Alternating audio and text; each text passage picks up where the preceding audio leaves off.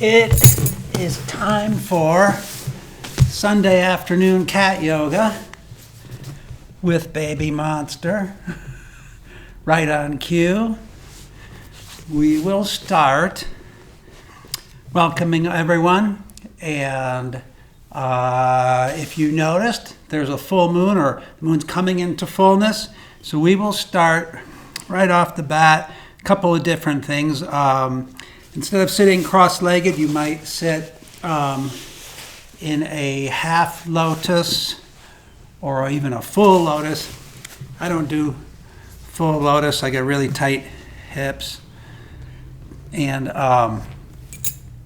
instead of the Anjali Mudra, we do the Dhyana Mudra. This gives us this nice round circle here. So just relaxing.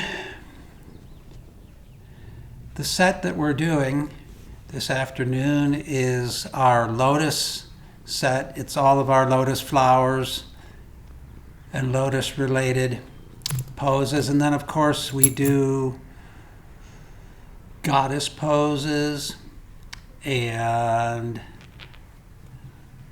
I believe, so moon poses, lotus poses, and goddess poses. And that should get us through. So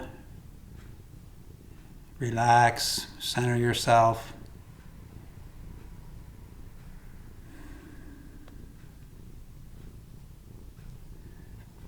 And then we'll start with our usual warm-ups. I'm going to go to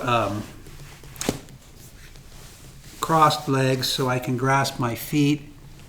And then I'm going to inhale, sit tall, and then exhale, fold forward.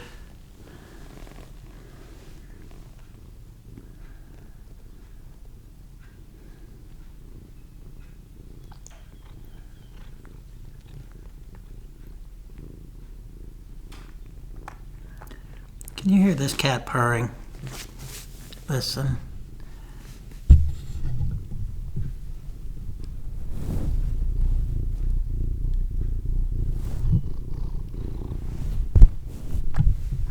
You heard that or not.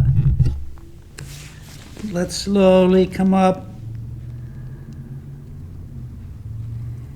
Go into our camel ride, exhaling back and inhaling forward. So exhale back, squeeze all the air out of your lungs, rounding your back, rounding your spine. Inhaling forward. Arching the back, looking up slightly. Start out with almost no movement, and each time add a little bit more movement. I'll turn on our lotus flowers. I don't know if it's dark enough in here for you to see these. Don't make much difference.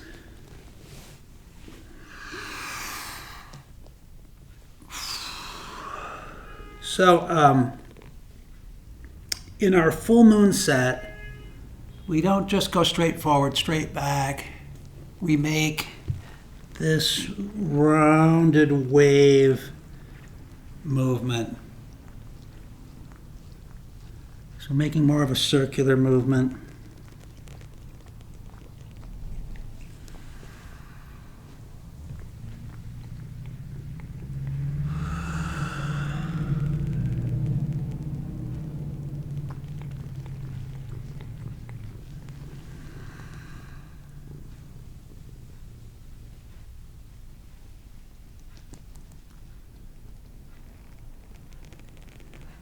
If you're new to cat yoga and you're wondering how Baby Monster got her name, well, she earned her name yet again. Barely 5 minutes ago, she was chasing after little sparrows with bad intentions, and the chickens actually protected the birds from her. They frustrated her efforts at killing birds. But she's not successful very often. So It's okay. She gets maybe 1 or 2 a year. So if you feel that wave, that circular movement, then see if you can just reverse it, go around the other way.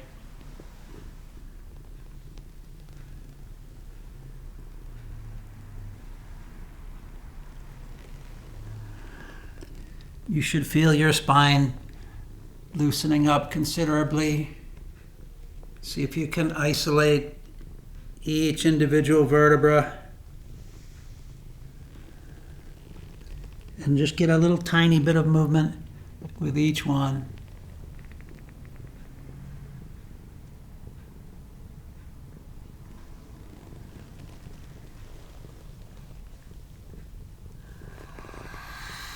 As long as you're hanging onto your feet, stretch your toes, massage the soles of your feet with your thumbs, whatever you like to do.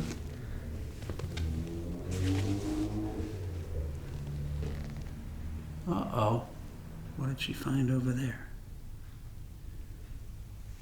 Hey, come back. Psst. What is that? Oh, she's got something over there. Okay, so next time we get to the front, you're going to release your feet, lay your hands on your knees and go around in a circle. Oh, she's eating something. This is not good. It's not a treat. Okay, so we're going around in a circle, but I'm trying to keep my head more centered so that it's my core that's moving around. There she's back.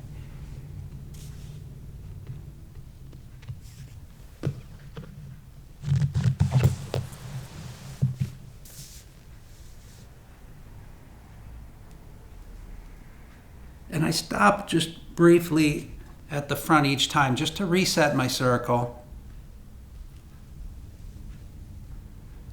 Bring your hands to your heart. So you're less stable, forced to use your core more.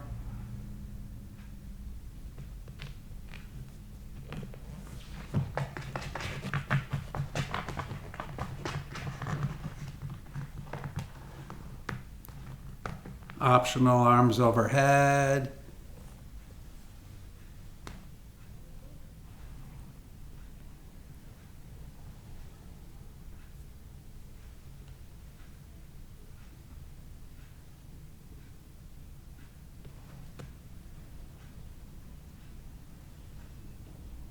So when the moon's full, we practice our dantian rotation. Very esoteric, but also very useful. What we're doing is we're going to go from an external movement to an internal movement. The dantian is a sphere just behind and below the navel. This is from the Chinese tradition. So I'm going to take this big core movement and bring it inside. You can't see it anymore, but I can still feel it. Spinning just below and behind the navel. So dantian rotation is a form of Qigong. Let's go in the other direction. And then from an internal movement, go to an external movement. So this is not as esoteric as it seems, because any good coach if you're working on your golf swing, you'll learn that the golf swing originates right there. Same thing with batters. If there's a batting coach, any good batting coach would say that the swing of the bat originates here. So this circling of the dantian is very useful. And in Tai Chi, they say all movements begin at the dantian. And that's even backed up by modern science, exercise physiology, but they don't call it the dantian.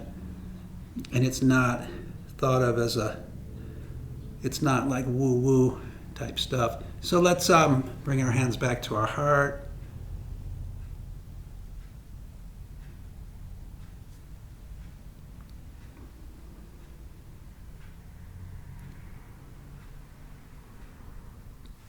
Bring our hands back to our knees. Now go really deep into the pelvic floor.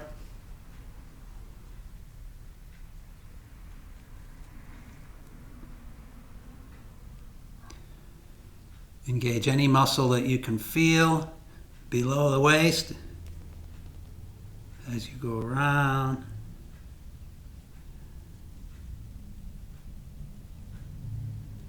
One more time around. Good. So that should be a lot of work. If your core is not tired now, next time you do it, work it hard, okay? And so let's switch our legs around. Remember we were doing a half lotus to keep with our lotus theme. And we lost our cat.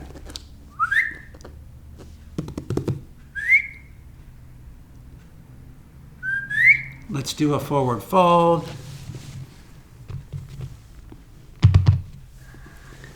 Maybe some bribery.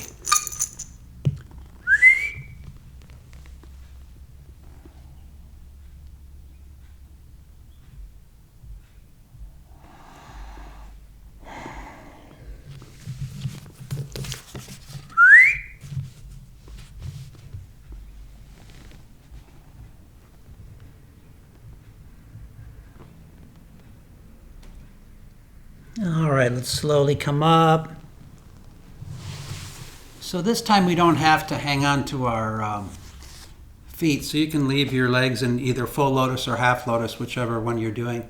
And then this is not even a very good half lotus, but doesn't matter. We do the best we can. We'll do our twist from Kundalini Yoga. Nice deep breath. Exhale, twist to one side. Extend the arms out horizontal. And then inhale back to center.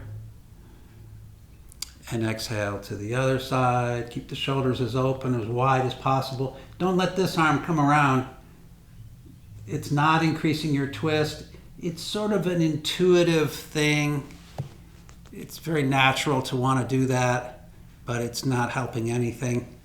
It's also, a lot of people just automatically lower the arms like this, but the way we're doing this, or the way I learned it, is to keep the arms horizontal. No big deal. We might lower our arms. Well, we're not going to lower our arms after all. Sometimes we lower our arms, but not tonight. This is optional as well.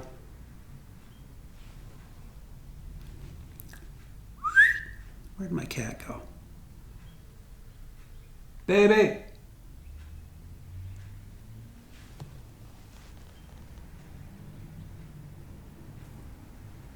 Well, we sure lost her quick.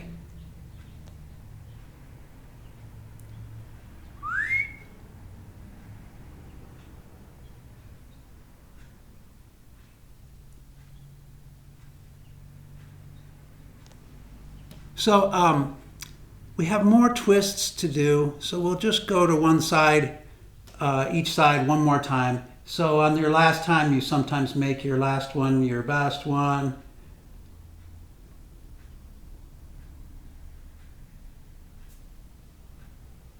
But we'll twist some more, so don't worry about it. Next time your arms come to your center point, that will be your last inhale here, and then you'll just exhale and just float your arms down.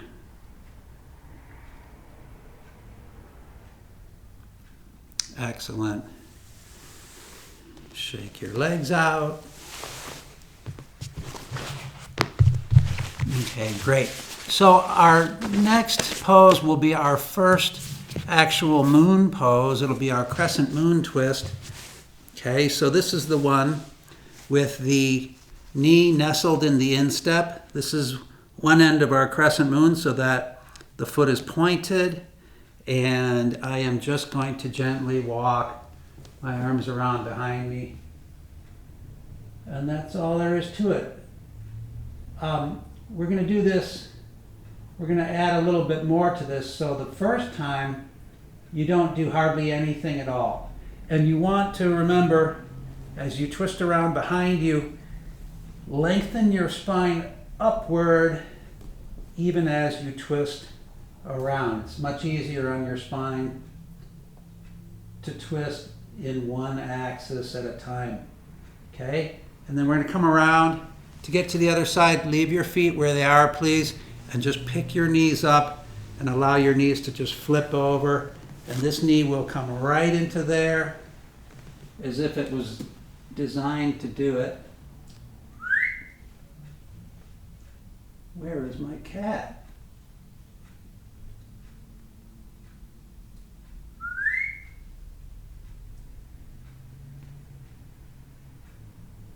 So the first twist, almost nothing, very gentle. And then we'll come around to the other side. We're going to do the very yin version of this now.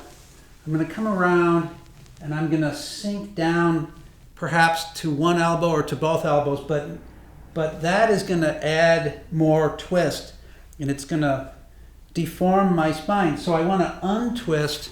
So I twist and then untwist and then just come on down more towards this angle here.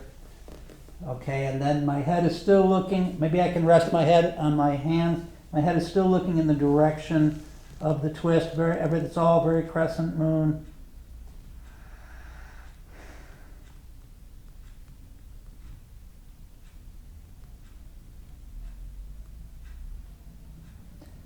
So now the spine is bending and twisting at the same time, which is not great. So be careful.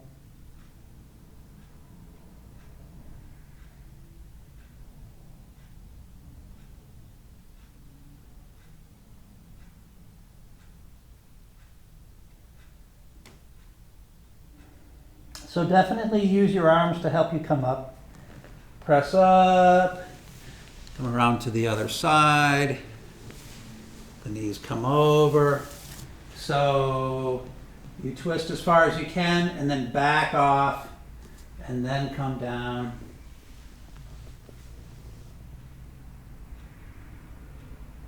You guys stay here. I'm going to go cat hunting. See what the heck happened to my cat. Well, she's right here. Wake up. She's fast asleep. Come here. Come here. Come here. Oh, poor thing. Poor neglected kitty. Okay, so we're over, I think we were over here. I'm going to use my arms to come up. Come back around. That is our crescent moon twist. And then let's do our first goddess pose. This will be dedicated to the goddess Tara, Tarasana. She's like the queen of all the gods, major goddess. So legs in a diamond shape with the soles of the feet together. You can see how out of practice I am. My knees are so high. I grasp my feet, fold forward. If you haven't been practicing as much as normal, don't feel bad. I don't think anybody is. But if you're with me now, that's all that matters.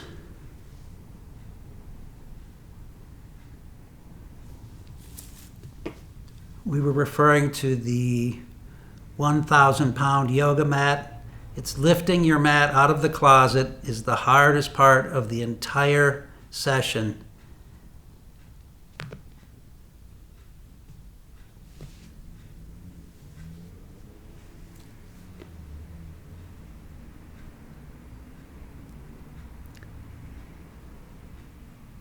I mentioned before, any of these poses, if you like to hold poses longer than we normally do, you can hit pause. I don't know where your device is. I don't know where your laptop or if you're watching this on your phone or what you do, but if you're able to hit pause, you always have to make this your own practice. Anything you can do to make this your own practice is great. Maybe you have music on right now. Maybe you're burning incense.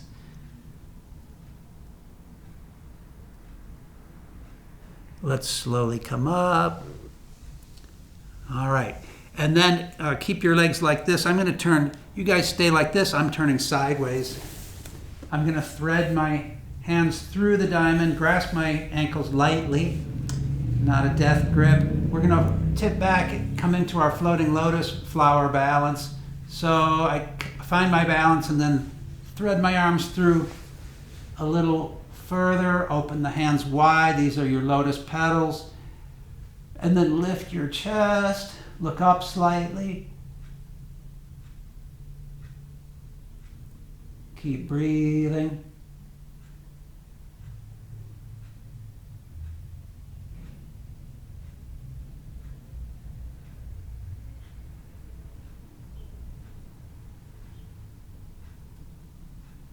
And remember, just a little tip here. If you ever fall backwards, just round your back and grasp your legs, and then you can even probably rock right back up.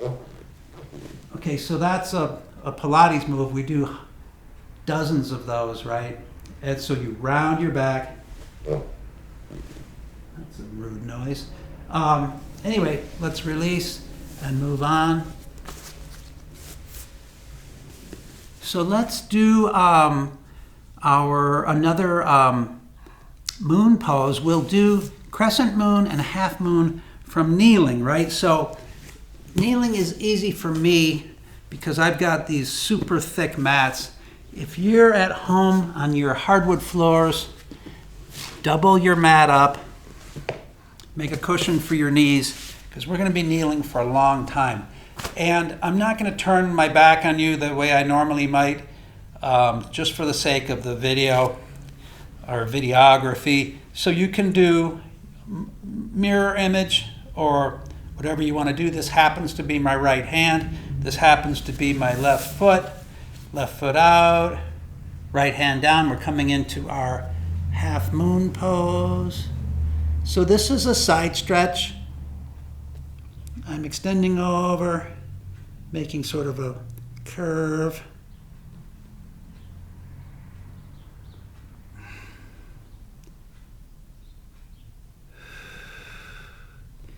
And then we can emulate our half moon balance that we are going to do later.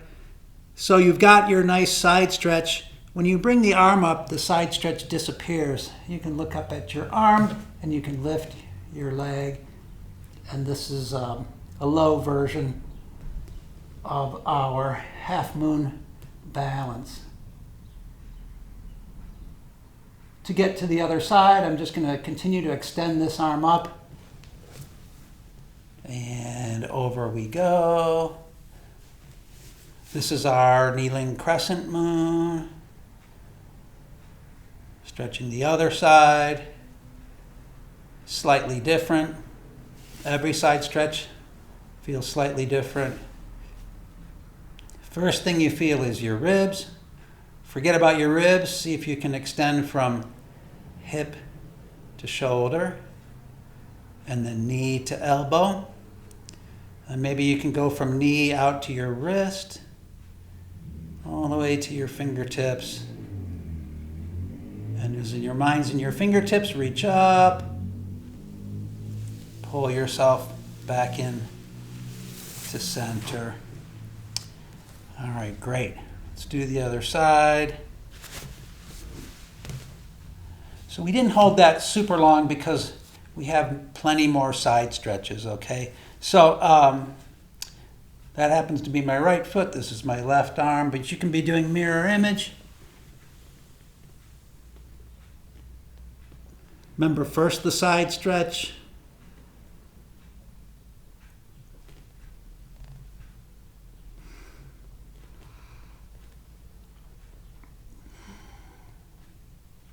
So if you were watching me carefully, you noticed that I was sort of forward, and I want to be more open and back. So if you caught that, good for you.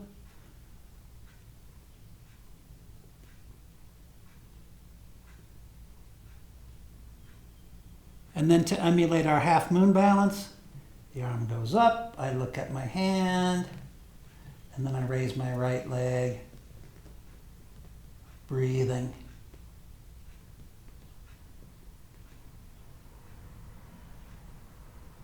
To get to the other side, inhale, reach up, pull yourself up and over,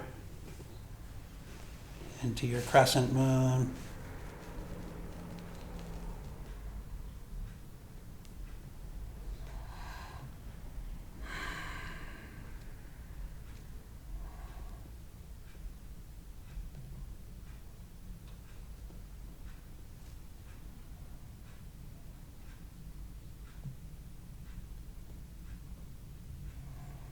Okay.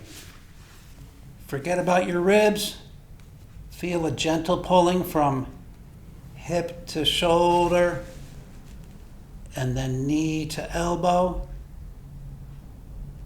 and then knee out to the wrist, and then knee all the way to the fingertips. And when you're feeling energy coming out your fingertips, we'll just use that as an opportunity to reach up and then pull everything back to center. So what we've been doing is anytime the cats strike a pose, even if it's not a yoga pose, we've been emulating it. So let's see if we can do what she's doing. How can we get this? Okay, so she looks like she's like this. Or maybe like this. Yeah, like this. Get this out. Oh no, I ruined it. Oh, she's got one paw forward. Okay. All right, I ruined it. Let's continue on. We'll come into our squat of the afternoon. And this is another goddess pose. Well, a lot of people say squatting are goddess poses, but they don't tell you which one. This one is Lajja Gauri. Okay, so my feet are wide and my elbows are on the knees. And this is in our lotus set because her hands are lotuses, and then her head is depicted as a giant lotus. And she's another super powerful, popular goddess, or she was popular centuries ago, so much so that cults were formed around her that would break off from traditional Hinduism and just follow one goddess. So, and she was naked when she did this pose. So let's hold the floor, press up to straddle. I lost my cat again. Come back here. All right. So let's walk our feet out to straddle. There, she's back. Good for you.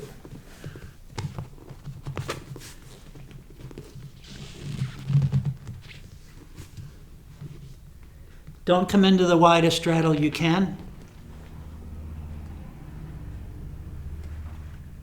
All right.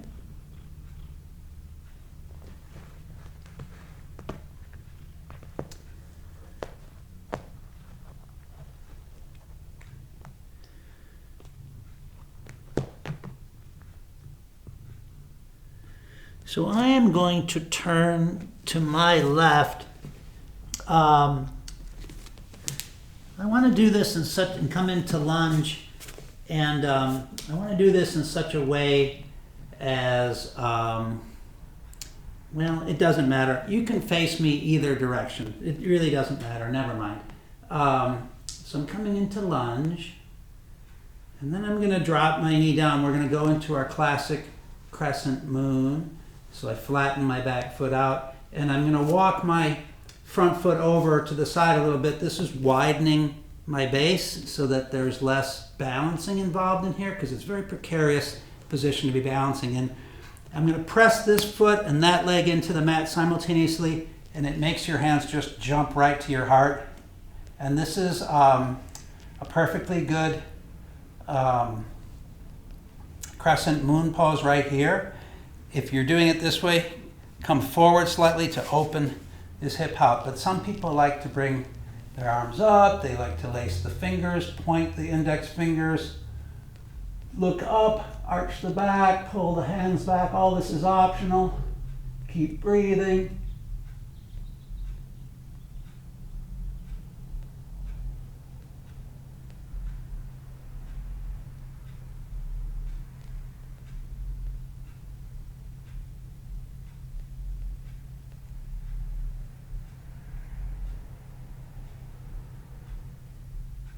How about one more breath?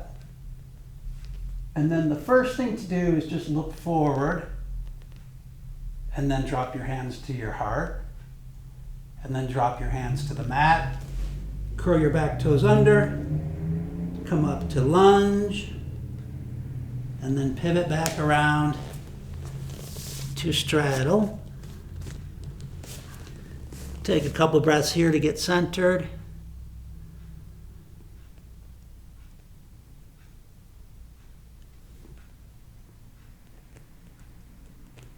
And then we will pivot our feet to the right and come into lunge on the other side.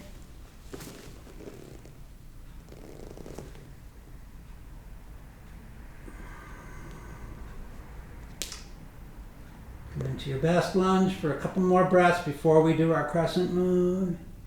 Pull back on your back heel, straighten that back leg a little bit, and then drop the knee down, flatten the foot out. Walk this foot over maybe. Maybe keep this foot kind of crooked. This will all help you with your balance. If you need any help with your balance, press the foot and the leg into the mat and the hands jump to the heart. Stay here, meditating on our sleeping kitty cat, or arms up. Lace the fingers, point the index fingers, look up, arch your back, pull your hands back, push the hips forward, and breathe.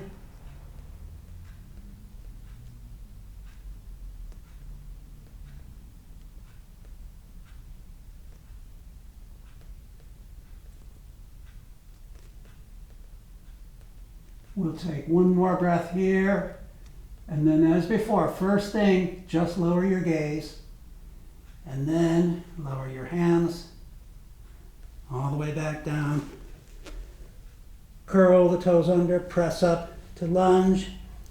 Carefully pivot back around to straddle. Hang out in your straddle. Do whatever you like to do. Some people walk their feet out further. Other people drop their head to the mat. Some people grasp their ankles.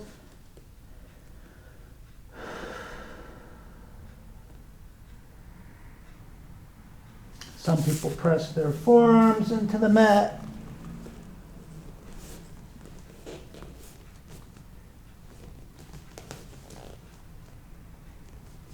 Whatever you're doing, we'll start to walk our way back into center. Back to a hanging forward bend.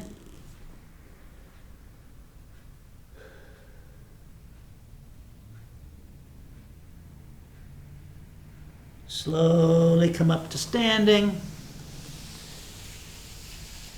So let's see if we can do 2 more poses, and then we'll take a nice break. You can break as long as you want. Have a refreshing beverage. So, keeping with our Lotus set, we'll segue, or we'll pivot off to Tai Chi. For a moment, we'll do Wind Sweeps the Lotus. The reason I like to show this to my yogis is that we do all these twists in yoga, and we think we're stretching, but we're building tremendous power. And Tai Chi is already aware of that power. We're going to kick in this direction, reach in this direction, causing a twist, and then untwisting explosively sweeps the wind over the lotus flower, which is my foot. So it goes something like this. So kick one direction, reach the other, and then untwist. Okay, show you that again.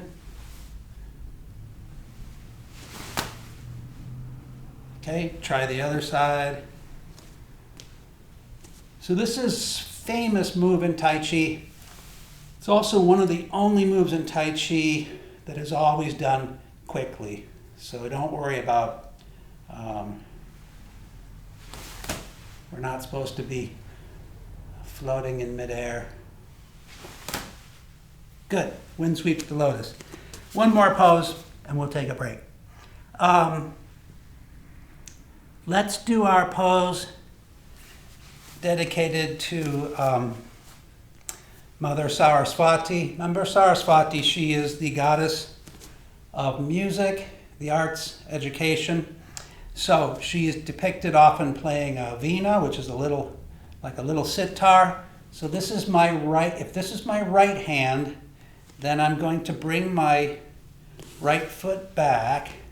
All my weight's on my left foot, in other words. You can't see my foot. The sole of my foot is turned upward. And then if you wanted to, you could sink down even more on this leg, slide that foot back that way. But we're not coming down. I'm not kneeling on this knee. That's not my objective at all. It's much harder actually just to hold it here without coming all the way down. And we'll do this pose later facing down. Watch for the similarities. Take a deep breath and press up through this leg. And then switch sides. Sink down into your right leg. Step or slide the left foot back. Either just a simple curtsy or a deep curtsy.